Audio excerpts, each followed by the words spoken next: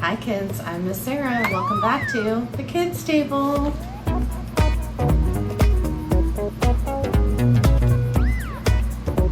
Today I'm going to share with you one of my favorite books from when I was a teacher. I used to teach kindergarten and second grade. And so I actually got this book as a gift from one of my teachers when I started teaching myself. So you may have heard of it. It's called Alexander and the Terrible, Horrible, No Good, Very Bad Day by Judith Vorst.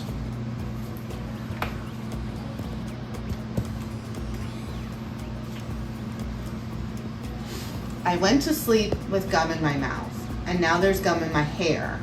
And when I got out of bed this morning, I tripped on the skateboard, and by mistake, I dropped my sweater in the sink while the water was running, and I could tell it was going to be a terrible, horrible, no good, very bad day.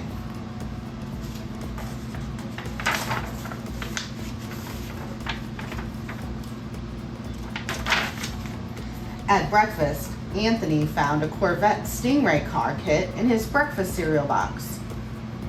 You guys might not be used to that, but we used to have prizes in our cereal growing up. And Nick found a junior undercover agent code ring in his breakfast cereal box. But in my breakfast cereal box, all I found was breakfast cereal. I think I'll move to Australia.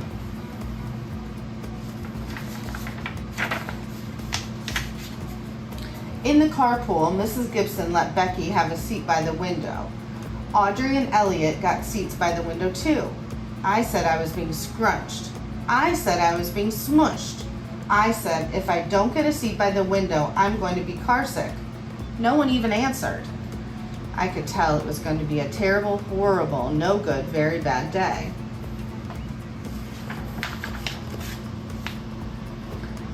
At school, Mrs.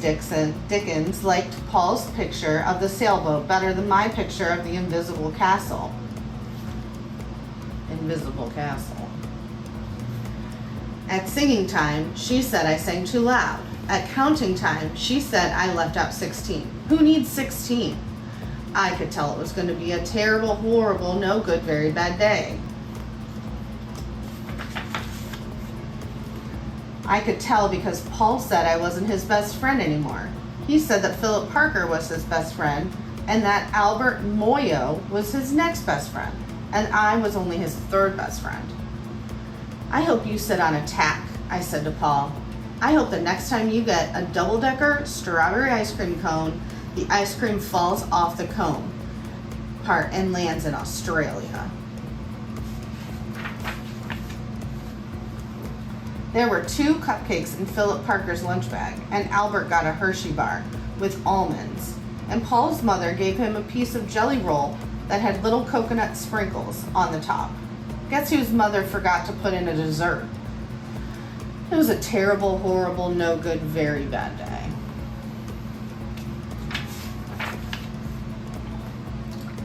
That's what it was, because after school, my mom took us all to the dentist, and Dr. Fields found a cavity in me.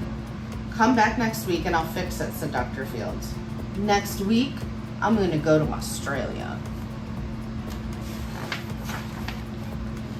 On the way downstairs, the elevator door closed on my foot, and while we were waiting for my mom to go get the car, Anthony made me fall where it was muddy. And then when I started crying because of the mud, Nick said I was a crybaby. And while I was punching Nick for saying crybaby, my mom came back with the car and scolded me for being muddy and fighting. I'm having a terrible, horrible, no good, very bad day, I told everybody. No one even answered.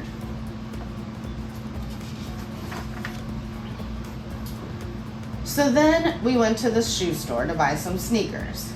Anthony chose white ones with blue stripes. Nick chose red ones with white stripes. I chose blue ones with red stripes, but then the shoe man said we're all sold out. They made me buy plain old white ones, but they can't make me wear them.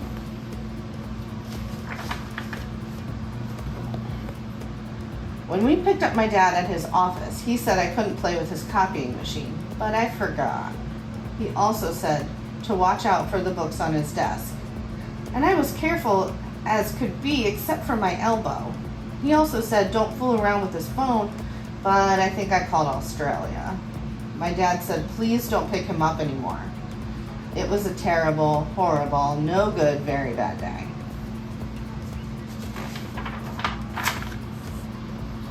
There were lima beans for dinner, and I hate limas. There was kissing on TV, and I hate kissing.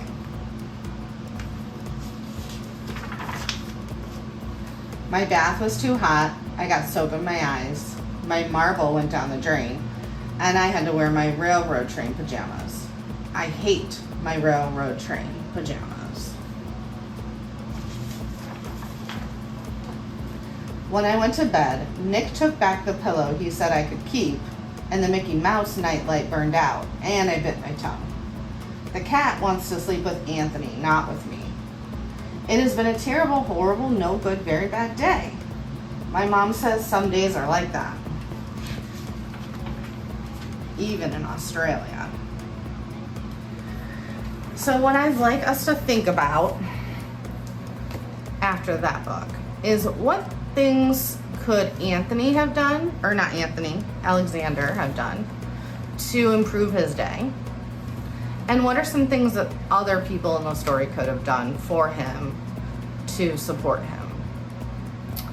So a lot of the trouble that Alexander gets into, if you notice, is because he's not listening and following directions. He's doing things he knows he shouldn't be doing, like messing up his dad's office. He gets mad when the teacher doesn't like his invisible castle, which really just means he didn't draw anything. So it sounds like Alexander's really choosing to focus on the negative. In our home, we call that negative Nancy's or Debbie Downers. And sometimes we get into that bad mood, right? We just complain about everything. We're not grateful for what we have. So some of the things that happen to him just kind of happen. Like, he can't control that the cat doesn't want to sleep with him. You know, he can't control that he's in the middle seat in the carpool. There's certain things he can't control. So the other thing I noticed that he said that whenever he complained about it, nobody said anything to him. So I think he felt like he wasn't being heard. So I think that it would have helped him a lot if the people around him would have just acknowledged, like, yeah, man, it really seems like you're having a tough day. That happened to me last week, and these are the bummer things that happened to me. Kind of empathizing with him and helping him to feel like it's not just him that's having a bad day.